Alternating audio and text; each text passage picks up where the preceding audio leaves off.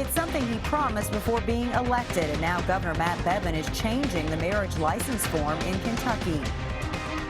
We've got a springtime setup complete with the possibility of strong and severe thunderstorms. We'll track that just ahead. A Lexington woman tells us she is furious that the man convicted of killing her husband 4 years ago has been released from prison early.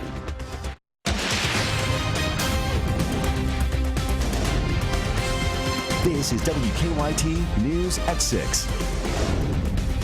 Good evening. He calls it fulfilling his commitment to the people of Kentucky. Late this afternoon, Governor Matt Bevin issued 5 executive orders. One of the changes is to the state's marriage license form. Another impacts rights for felons. Monique Blair joins us now from the live desk to break it all down for us. It is our top story at 6. Monique?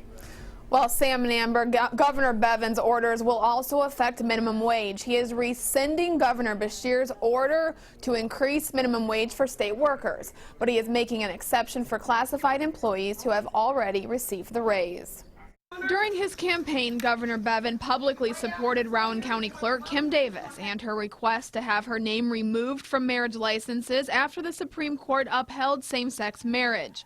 And now Bevin's order impacts all county clerks and removing their names from these forms. It's something Governor Beshear refused to do.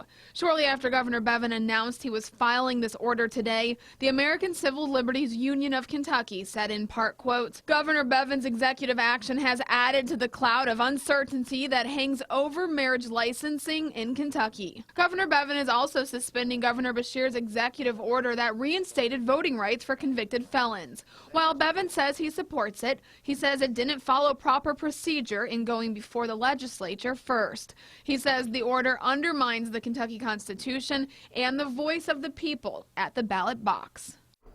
Now, Governor Bevin is also putting a freeze on hiring for all government positions. He says he wants to analyze if they really need to be filled. Right now, there are close to 100 merit and non-merit job openings listed on the state's website. At the live desk, Monique Blair, WKYT. Monique, thank you. We did reach out to Governor Bevin's office to try and get clarification on some of the executive orders, and so far we have not heard back. A judge sentenced him to 10 years in prison for killing a man outside a Lexington gas station. But tonight, a man convicted of manslaughter has been released from prison years early, and the victim's family is furious. Mike Reeder was released from prison yesterday. Back in 2011, police say he shot Jimmy Music along Eastland Drive. Music's widow tells us that she had no warning that Reeder was about to be released. Kristen Kennedy has more. Leslie Music wasn't prepared for the release of the man convicted of shooting and killing her husband back in 2011. At her last check, Mike Reeder wasn't eligible for parole until 2017. There was no warning. There was no anything. It was an email that said he's been released today. And if you fear for your safety, call 911. The Department of Corrections told us the notification network Music's registered with, Vine, normally provides families a notice of changes up to 14 days before the change occurs. In Reeder's case, a program he completed Monday, they say, made him eligible for immediate release. I feel like I'm going through his death all over again. And I sat through a trial, and I thought that the sentence originally wasn't enough, and now for it to be cut in less than half, it's just wrong. Commonwealth's attorney Ray Larson spoke with the parole board. They told him that Reeder was eligible for mandatory re-entry supervision. MRS, they call it. In addition to that, they said, well, he's got good time credit, meaning he was a good boy in prison. And he completed a program while he was in prison, and he had a prison job. All of those gave him more credit. Reeder, who served about 4.5 years of his 10-year sentence, is back home in Lexington. As part of his release, he does have to follow all general conditions of supervision. In Lexington, Kristen Kennedy, WKYT. The Department of Corrections says Reeder must also work toward earning his GED and must complete a drug and alcohol assessment. The first day of winter feels more like spring across the bluegrass, but tomorrow we could be tracking strong to severe thunderstorms. Chief Meteorologist Chris Bailey has an early look now at your forecast. Chris? You gotta love Kentucky weather, always changing, and obviously this time of year, everybody hoping for some snow. I keep on hoping. It is not happening this Christmas week, but we are dealing with a lot of springtime air. It feels muggy out there. The December version of muggy is with us over the next several days. Current temperatures are into the mid and the upper 50s. Defender Radar Network, nothing going on across central and eastern Kentucky. After some heavy rains, even thunder and lightning last night, early this morning, things have calmed down. Though we have a front draped to our north and west. To the south of that, moisture streaming back to the north. Low pressure cruising out of the Rocky Mountains. That low by tomorrow at this time is to our north and northwest. That'll put Kentucky in the area to watch for the possibility of some strong, if not severe, thunderstorms. Also, rounds of heavy rain will be on the way second half of tomorrow into tomorrow night. And really, we'll see that action on and off into the upcoming Christmas weekend when near record warm temperatures will also be noted. It is a very un-December-like weather pattern that we are in right now. When I come back in a few minutes, we're going to break down that severe weather threat in a little greater detail, show you a new hour-by-hour forecast for both the timeline of those thunderstorms and just to show you how high the winds may actually get tomorrow night. That's in less than 10 minutes. Thanks, Chris. And with the strong storms and gusty winds Chris is talking about in his forecast, emergency management leaders want to make sure that you keep a close eye on the weather. And tonight they also have a warning about your outdoor Christmas decorations. Hillary Thornton explains. As ice skaters fill the frozen rink in Triangle Park, there is nothing cool about the weather. This is likely to go down as the warmest Christmas week on record for much of Kentucky. As we approach Christmas, Chief Meteorologist Chris Bailey is keeping a watch on what he says could be severe storms, heavy rain, and temperatures reaching the 70s. Thinking this shouldn't be happening this time of year, you're right, but it doesn't mean it hasn't. So as you finish up your final Christmas preps, emergency management officials are also asking that you prepare for and watch the weather, including precautions with your decorations. Encourage people today and tomorrow, before the weather gets a little dicey, to go out and double check those. And if there are some that aren't quite secured right, best thing to do is either get them secured or maybe even take them down. While downtown Lexington definitely looks like Christmas is only days away, it certainly does not feel like it out here. And that missing winter chill in the air is something that some folks say they're okay to do without. It's warm. I usually spend my time on the bench under a blanket praying for them to be finished. No jacket, it's beautiful. They're just in sweaters. They're having a great time. Unfortunately for those unlike Kathy Merriman who are hoping for a festive chill this Christmas, meteorologists say that will not be the case, but are reminding cold weather fans winter is just getting started. Called for a mild first half of winter and a much colder second half to winter time. In Lexington, Hillary Thornton, WKYT. And we want you to remember you can track storms and get the very latest weather forecast on WKYT.com and also the WKYT News app. Tonight we've learned a Whitley County school bus driver involved in a deadly accident that killed a child will not be charged. A grand jury decided not to indict Amanda Wolliver.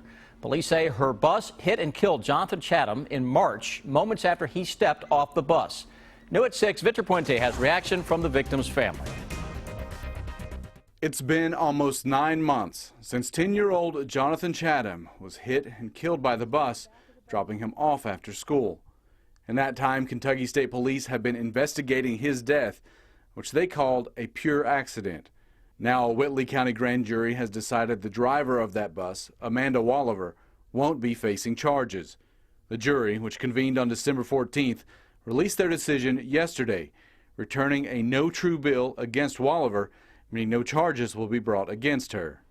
I spoke to Jonathan Chatham's grandmother this morning. She told me his family never expected criminal charges against that bus driver. They say something went wrong that day, and they still want answers. In an interview earlier this year, Barbara McMahon told WKYT her son was watching as Jonathan got off the bus. Police told WKYT that Jonathan cleared the bus, but somehow went into the ditch line and came back under the wheels. However, McMahon says she believes something brushed Jonathan. He spun and fell under the bus. There's either not a mirror that sees there to notice that the kids are there, or perhaps there should be a camera monitoring that area. She told me today her family is planning a lawsuit against the school board because of Jonathan's death. And the horror of watching it happen, being unable to get across that road and stop it, that had to be a total nightmare for my son. In Whitley County, Victor Puente, WKYT. Our calls to the Whitley County School Board for a statement on today's events were not returned. A Powell County pastor accused of sexually abusing 2 girls says he is not guilty. Steve Williams was arraigned this morning. Police arrested him last Friday. Williams was a pastor at the Bowen First Church of God, a Powell County school bus driver, and a volunteer firefighter. Police say he inappropriately touched 1 girl on a church field trip and touched a 2nd girl at the church. Williams' attorney says the charges don't fit Williams' character. Excellent reputation in the community.